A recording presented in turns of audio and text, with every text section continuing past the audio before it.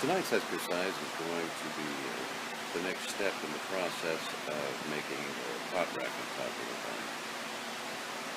Now, some of you may be wanting to know what this thing actually looks like.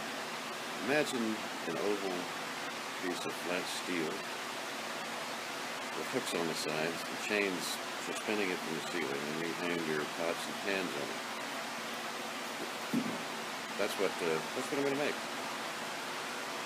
So, let me get started.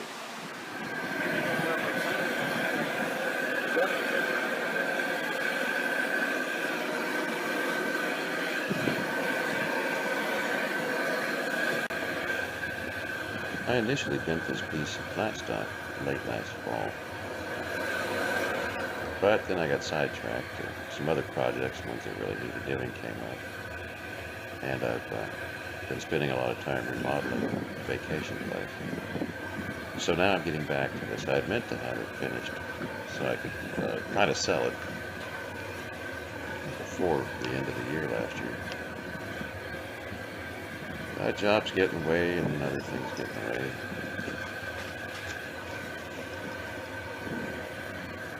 Anyhow, I've got to get the curved portions of the oval as smooth and as in line with each other as I can. That's taking a lot of time here. To reheat this large workpiece and then put it on the table around the jig board.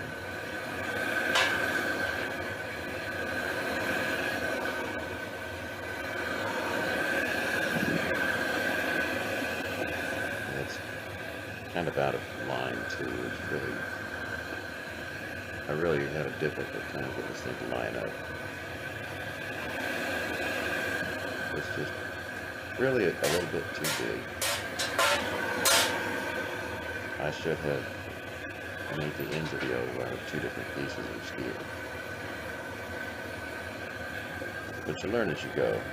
This is the second one I'm working on. The first one's hanging in my kitchen.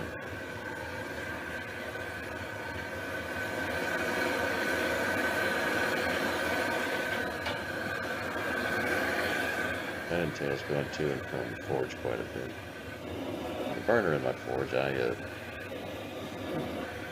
really just not getting enough BTUs out of. But I have a JF number 1 from Thermal Art Design on order. I think that's going to really put out the BTUs and help me to really get the workpiece hot when I'm forging. Make the whole process go faster.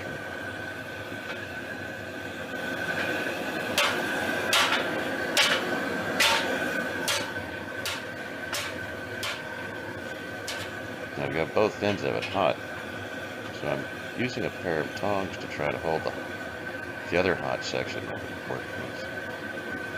And I've got to bend too close to the end of the workpiece there. I've got to try to straighten it out some.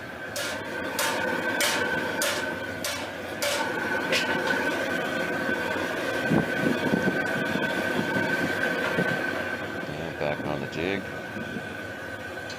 Try to make sure I've got enough bend in that section of the oval. It's just a little bit out of shape there.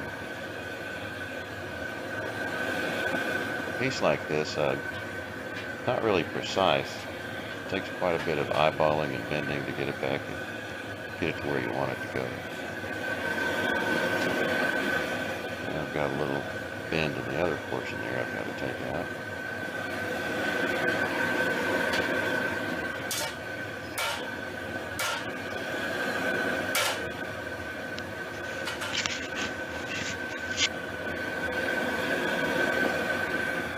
Jigs, yeah, that lines up.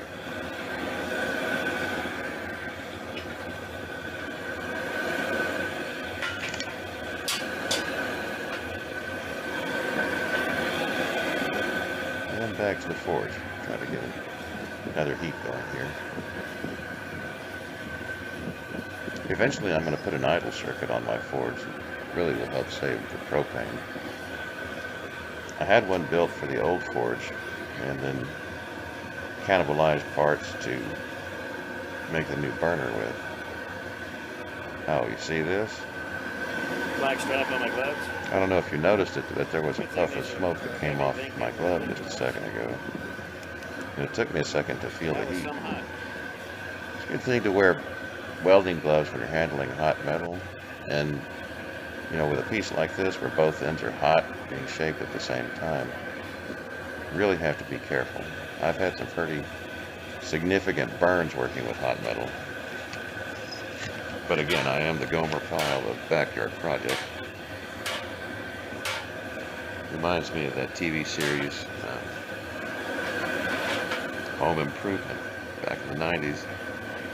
The lead character, Tim Taylor, always had the ER on speed dial. That's about how I have to do it.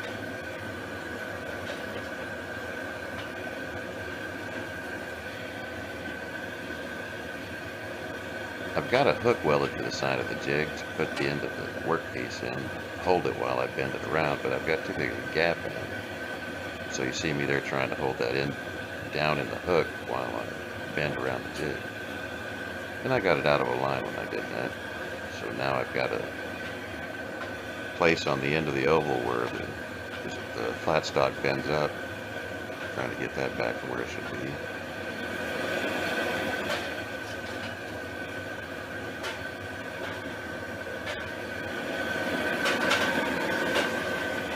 Every process is a learning process for me.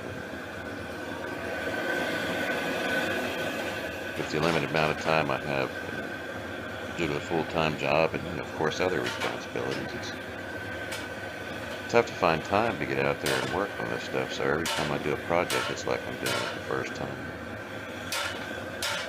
And that takes quite a bit of time to complete.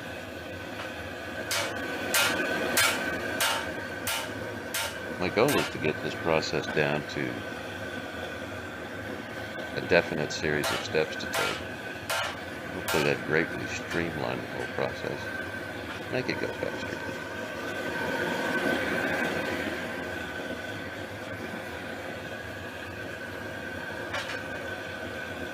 And I think I'm almost where I want it. And that should take care of it.